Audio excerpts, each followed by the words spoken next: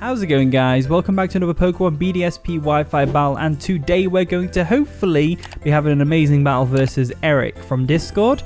Please like and subscribe for more videos like this one, and with that being said, let's jump into the game.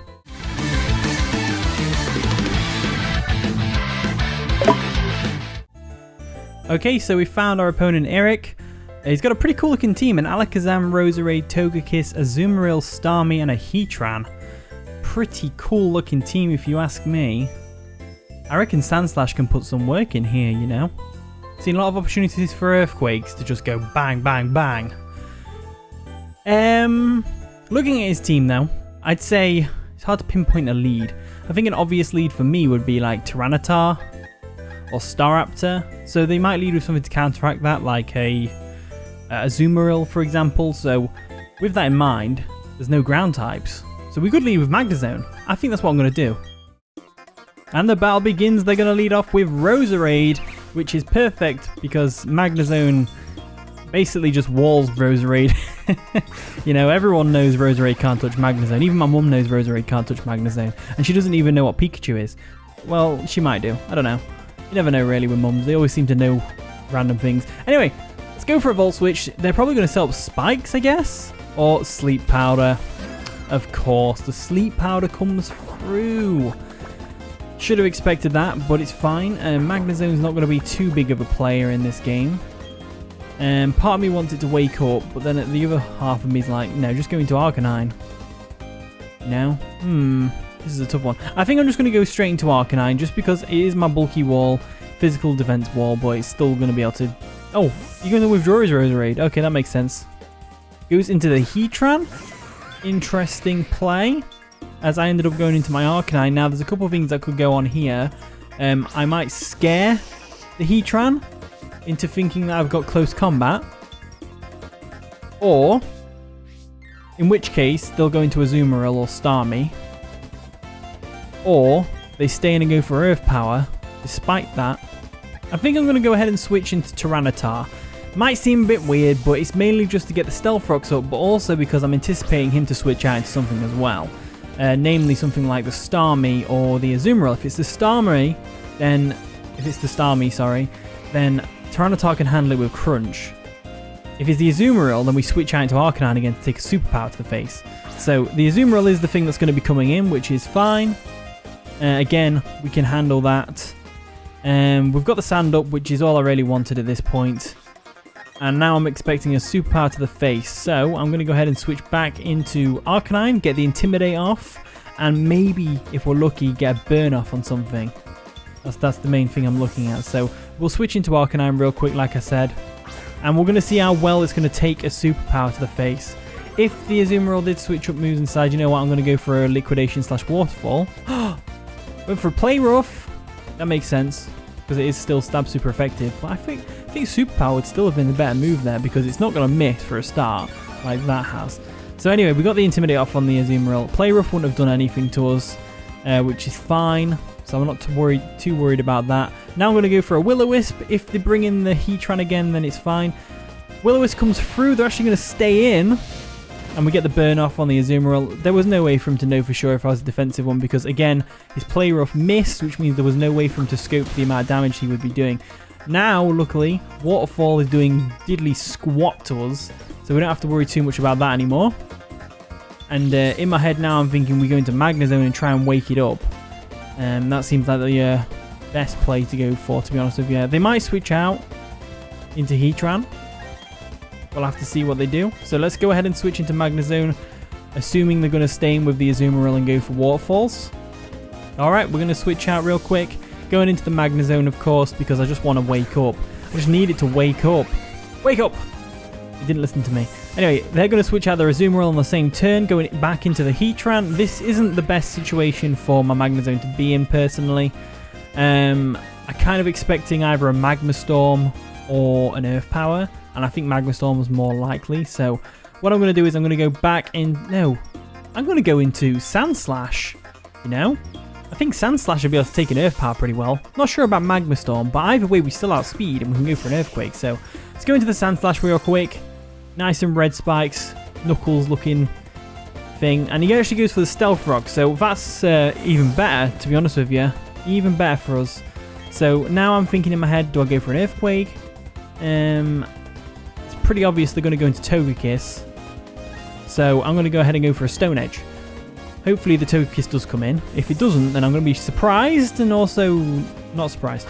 So in comes Togekiss, perfect, as we can go for a Stone Edge. Hopefully hit it. Yep, there we go. Deals a solid amount of damage to the Togekiss, which is perfect. And we've still got some turns of Sand left, which is great. So yeah, that's perfect, perfect. So Sandslash is coming through right now. I'll tell you what. Let's go for another Stone Edge. There isn't really anything that can switch into a Stone Edge other than Heatran, but even then, Heatran is neutral. As they are going to let us go down to a Stone Edge, which is just fine. Togekiss goes down, so Sandslash is already coming through with the KOs. And now the whole rest of his team, they're not weak to ground, they're neutral to ground, which means Earthquake. Yes, please. That's just what the doctor ordered. Just what the doctor ordered. Alright, they're going to send in Starmie. Starmie's a perfectly fine switch in, to be honest with you.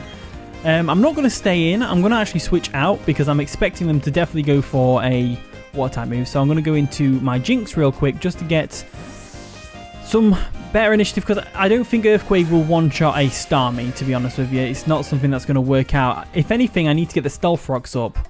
So they're going to go for an Ice Beam, obviously, just in case the Jynx came in. Good play on their behalf, to be honest with you. The Sandstorm is going to subside this turn, which is fine, as we can either go for an Energy Ball or we can go for Focus Blast, expecting the Heatran to come in. Ooh, decisions. It's not too bad to go for an Ice Beam. No, I mean not an Ice Beam, Psychic maybe. Focus Blast is risky. There isn't anything that this thing can do to me. He's definitely going to switch out. It's just what he's going to go into is what the question is. So I'll go for the Focus Blast, expecting the Heatran. As they're actually going to stay in. Interesting. Interesting indeed. So what are they going to go for? A Thunderbolt? There we go. Thunderbolt comes through, unfortunately. It's not going to KO us, but the only thing I really want Jynx to do right now is to weaken the Starmie to the point where I can get a Tyranitar in. Damn it, we missed. As they can go for another Thunderbolt and take us out. The main thing I want to do here is I want to get Tyranitar in freely so that he can get up a Stone Edge, so we can get off a Stealth Rocks, right? So we're going to go into Tyranitar real quick, get the Sandstorm back up, which is just what we needed. There we go. Stone's going to dig into us. That's fine.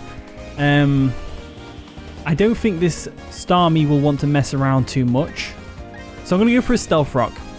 I could KO it this turn if I wanted to, but decided against it. We're going to take a Skull to the face, which is fine. It was a crit, which doesn't matter. It was a crit burn. See, this is hacks from the last game with the Salamence. It's just it's karma. It's biting me in the ass. So we've got the Stealth Rocks up. I don't think that they'll want to go for a Rapid Spin this turn because I could easily just go for a Crunch and it will definitely take him out, even with the burn. So I'm going to go for the Crunch just in case. There we go. Skull's going to come through. Boom, just like that. Boom, there it is. Okay, boom, there it is. As now we've got the Stealth Rocks up, that's great because Starmie's in position for Sandslash to come through, which is perfect. And I'm debating whether to go for X-Scissor or Earthquake. I think Stab Earthquake does more, so we'll go for Stab Earthquake. Stab Earthquake, definitely. Alright, we're going to be able to go for the Earthquake. They do stay in. Hopefully it takes it out. It does. Starmie is out of there. The only thing I'm worried about is A, Focus Sash on Alakazam, and B, how bulky Azumarill is. And it depends on how much health they have remaining. I'm trying to think in my head how much health the Azumarill had. So they're going to go into the Roserade. We're going to break the Focus Sash with the Stealth Rocks, which is great. Do a good chunk of damage to it, and also the Sandstorm's there as well, but that's not going to go into effect yet. We can go for an Earthquake. I don't actually know whether it'll one-hit KO a Roserade, to be honest with you. We are Life Orb. It does! Roserade goes down, and Sandslash is coming through, earning its spot in the thumbnail once again. I mean, it was only in the first games because it did one thing. Right, in comes the Azumarill. This is the thing I was worried about. I don't think Earthquake's going to one-shot from there. However, the Azumarill is burned. So, I don't know whether or not they'll one-shot us. I can see an Aqua Jet coming, but Aqua Jet won't KO me from here. It has to be Waterfall. So it depends on whether Earthquake can take out the Azumarill. Let's just go for it and we'll see. Right, we'll go for the Earthquake. They didn't go for Aqua Jet. It is able to take out the Azumarill from here. Perfect. Absolutely perfect. We've set up really... You know what? It's very rare that I get to set up for a sweep like this. Even rarer that it's even going to go through because the Alakazam is there. With the Focus Sash, I'm guessing. And also we've got the Heatran to deal with, which I don't think he'll bring in. Alright, they're going to bring in the Heatran first.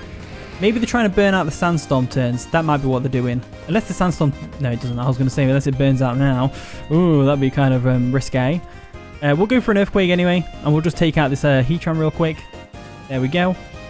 The only thing I'm thinking is if their Alakazam is actually Life Orb, and that's why he's not bringing it in. So Heatran goes down, which is perfect. And now all that's remaining is the Alakazam. So we'll see what they do. In comes the Alakazam. What's the Alakazam going to have on me? It depends. Actually, the Sandstorm might wear off this turn. Let's see. It doesn't. We've still got the Sandstorm. Let's go for an Earthquake. We'll see what kind of Alakazam this is. It's not. It's the Life Orb variant or something along those lines. And the Alakazam goes down. We managed to get a sweep with the Sandslash. This is perfect. Thank you, Eric, for battling me. Thank you for everything. GG and all that stuff.